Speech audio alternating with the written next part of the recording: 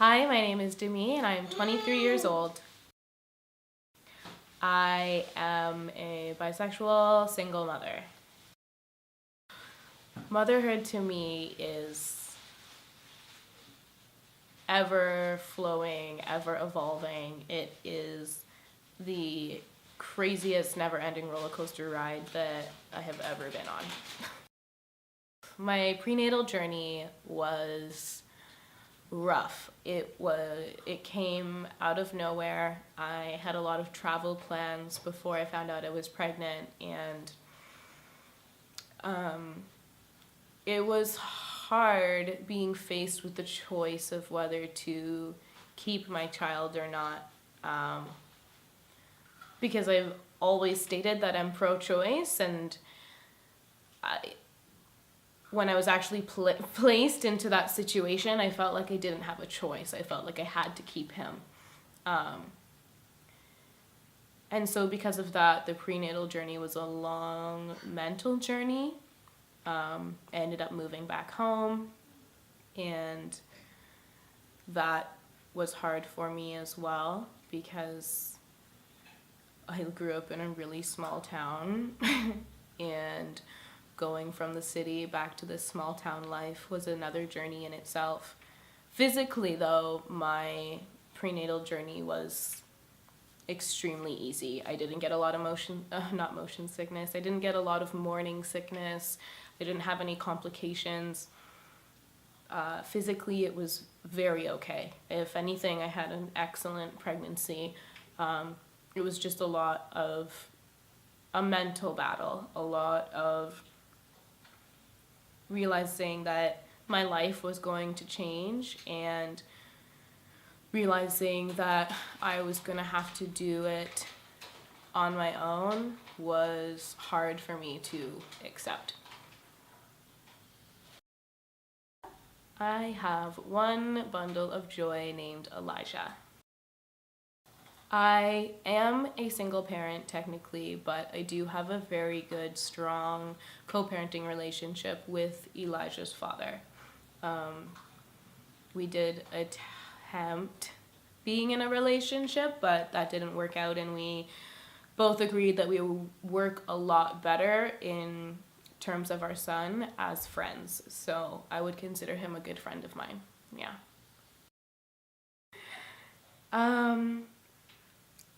My birth story,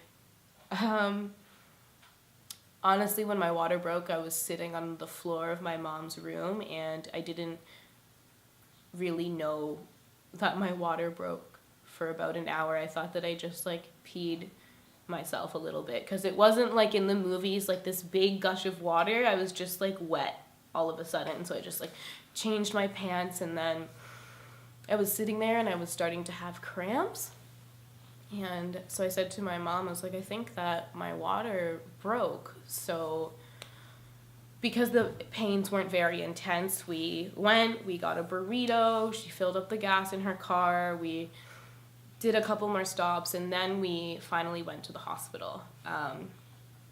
I was unaware of my options here in Ontario, so I decided to have a hospital birth, not knowing that midwifery is covered by OHIP, just so you guys know. And when I got to the hospital and I put on that robe that they make you put on, and they checked my cervix, and I was instantly terrified. That was one of the most painful things I've ever experienced.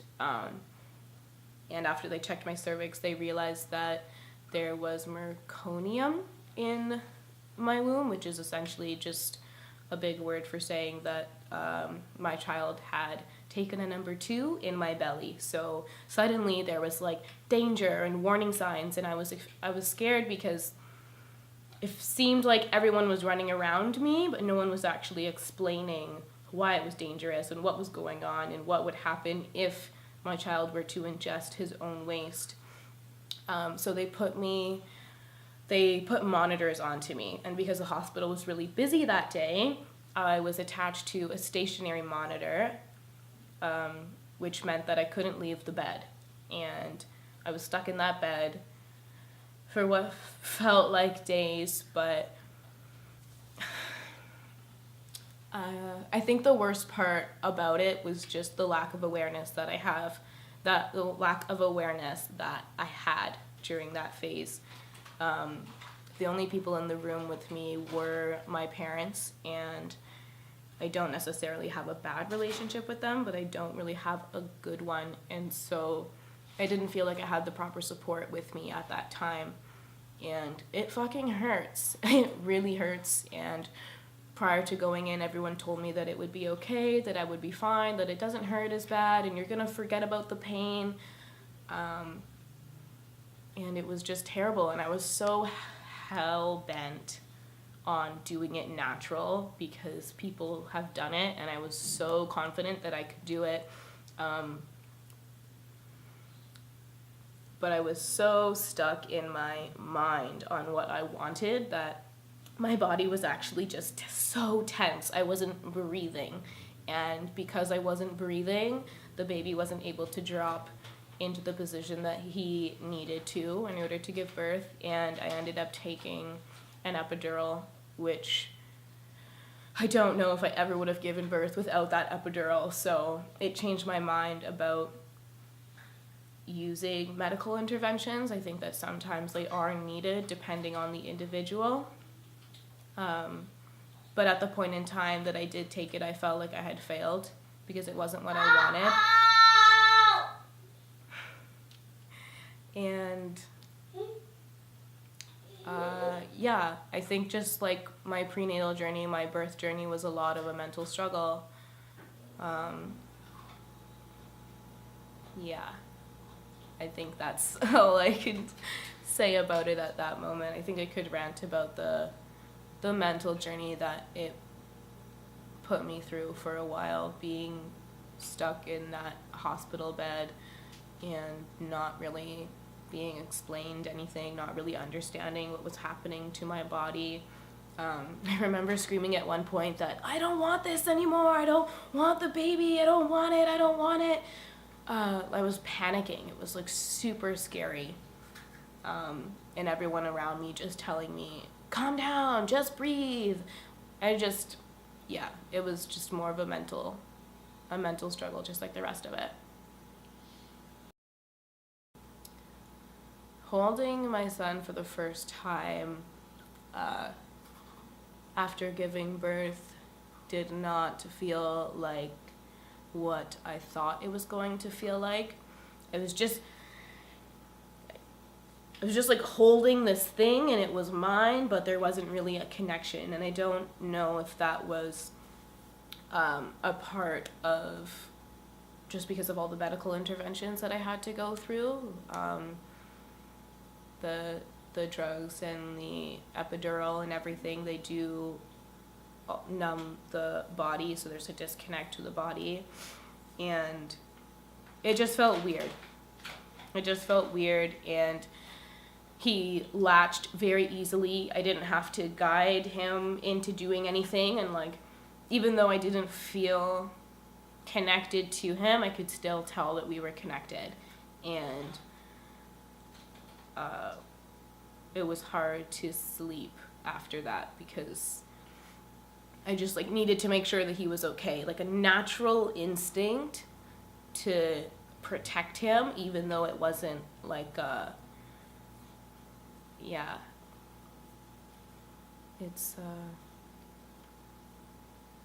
was all just a mental struggle, like a mental acceptance. I think that my body, when you allow the body to just do what it does, then that is where the connection came from. I was able to nurse my child, even though I didn't feel connected to my child. We were connected. I was still able to feed him. I was able to nurture him. He was comforted by my touch. And so that was magical in itself.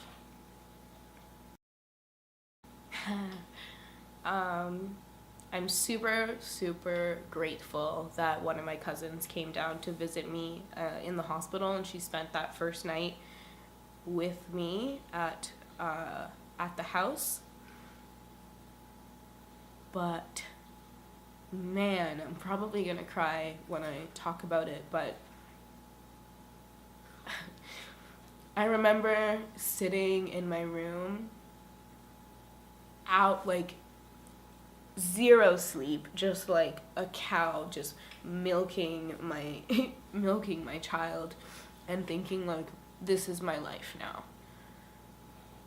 This is what I have to do. Even though I want to get up and take a shower, I have to lay in this bed and care for somebody else. Which is why I'm grateful that she was there, because she was able to give me breaks when I needed, because not only is it a shift for a mother going home on the first day, it's a shift for the baby as well, because they used to be in this warm, comfortable space, and suddenly they're in this big wide world, so they cry a lot and they scream a lot and they're terrified, and so are you. So when you don't have the proper supports around you, it can be very isolating. And that first day was okay because I had her and she could see that I was exhausted, and she took him and walked around with him and tried to put him back down to sleep. But the days after that, when she wasn't there, even though I was in my family home, no one actually really helped me. No one taught me how to take care of him. So it was a lot of Googling late at night, watching him sleep. Eli. And just praying that I made the right decision.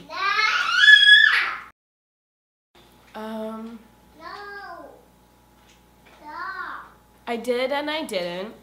I was living at my dad's house, but him and his girlfriend have a young child of their own, and they work long hours and they're always very tired, and I think it's something in the Black community where you just do everything on your own, and people would ask me how I was doing, but I never felt comfortable telling them that I wasn't doing so good.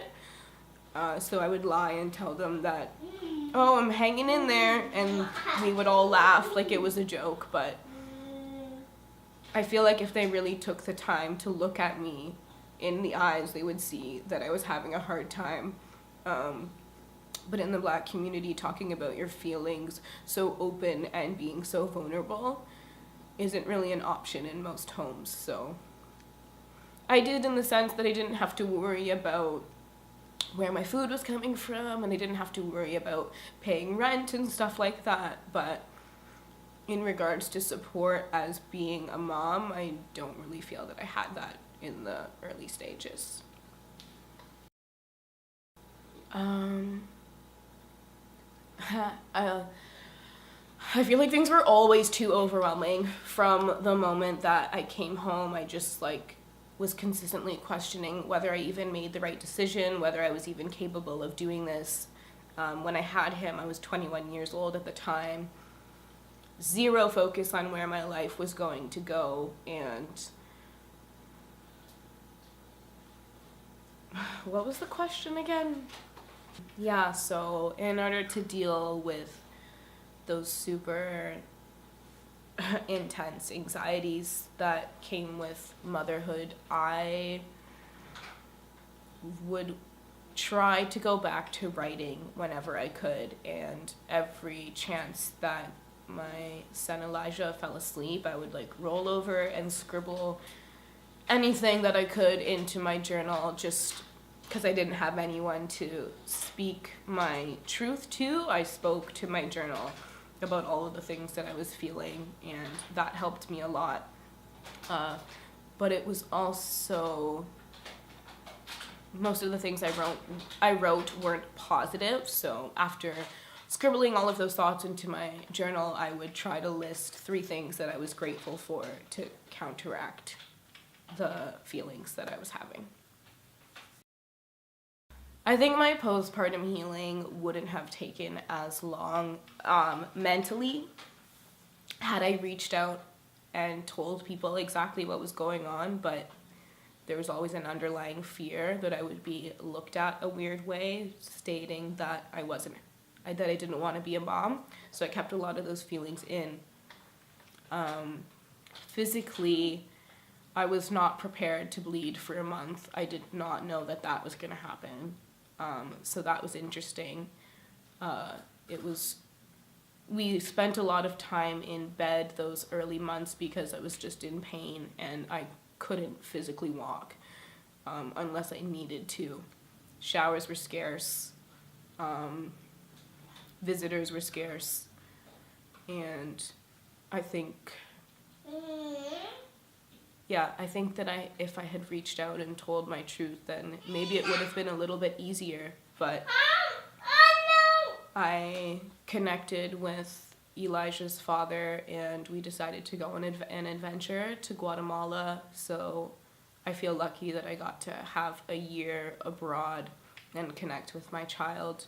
But because I had a lot of those feelings internally and I didn't really have anyone to express them to, it was a really, really long and lonely year.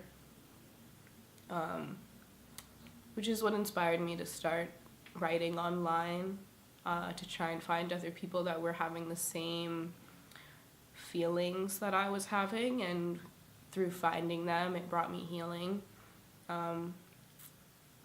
But that was online, so even still, up until this year, my son's 2, and I think that just now I've had a breakthrough of coming back into myself and finding myself. Postpartum depression was a very long and wild ride. The thing that shocked me the most about my transition into motherhood was that it wasn't anything at all what I expected it to be. And I'm not sure if I expected it to be easy because of what I saw online or because all of the women in my life did it all without ever complaining about it and seemed to be happy about it all the time. It just made me question what was real. Because I don't know how anyone could consistently give to others without receiving anything in return and be happy. So I think that was the biggest shock, that no one actually talks about what's going on.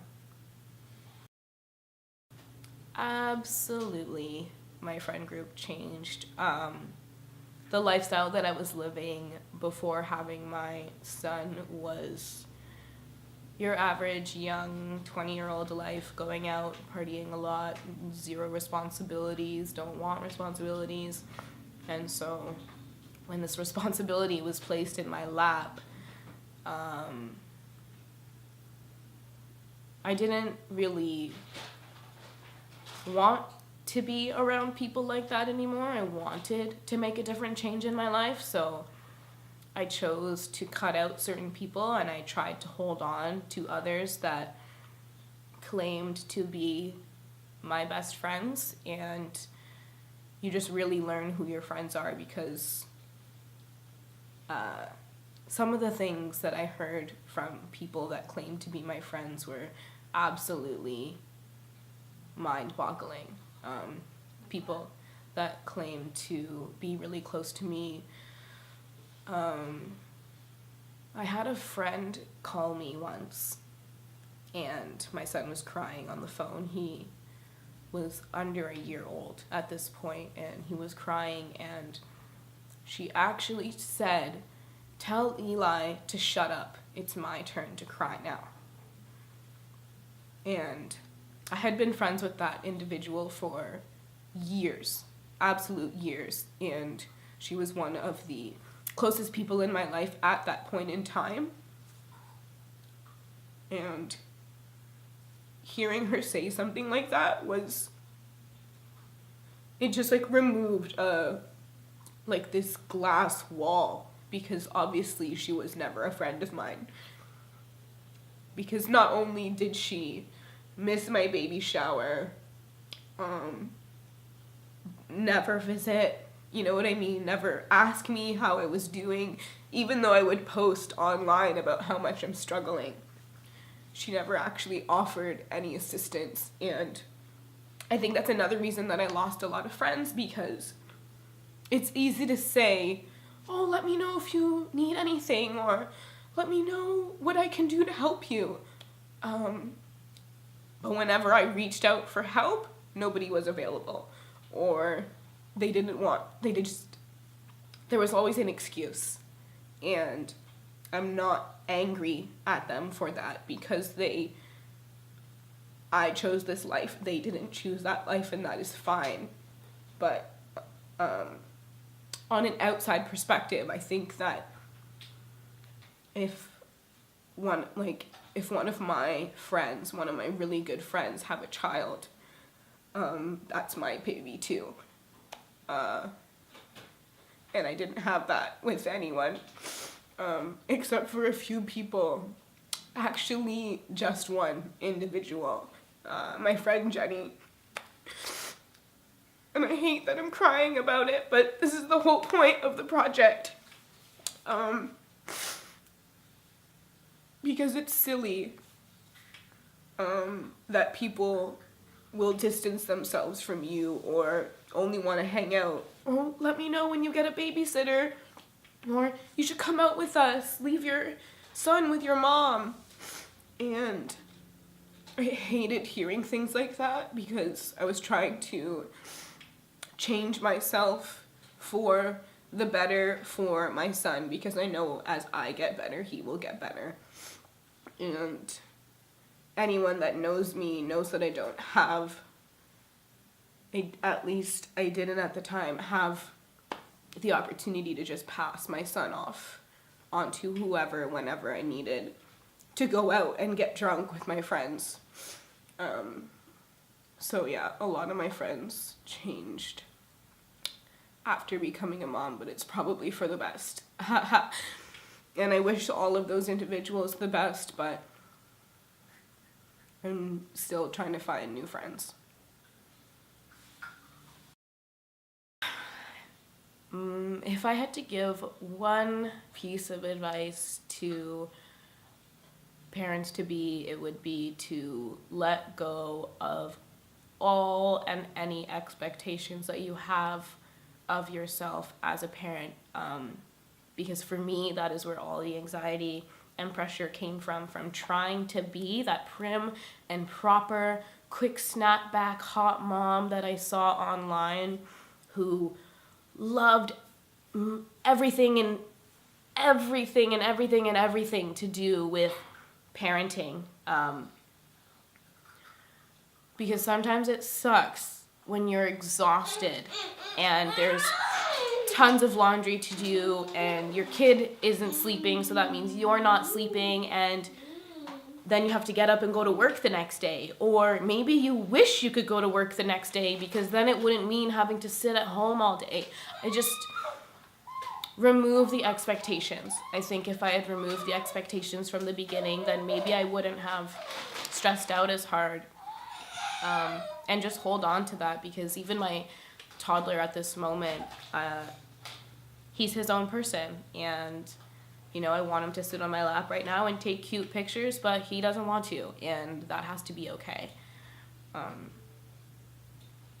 also, just don't be afraid to actually tell the truth when someone asks you, how does it feel to be a mother? Don't be afraid to say that it fucking sucks sometimes, because it does, and that's just the truth.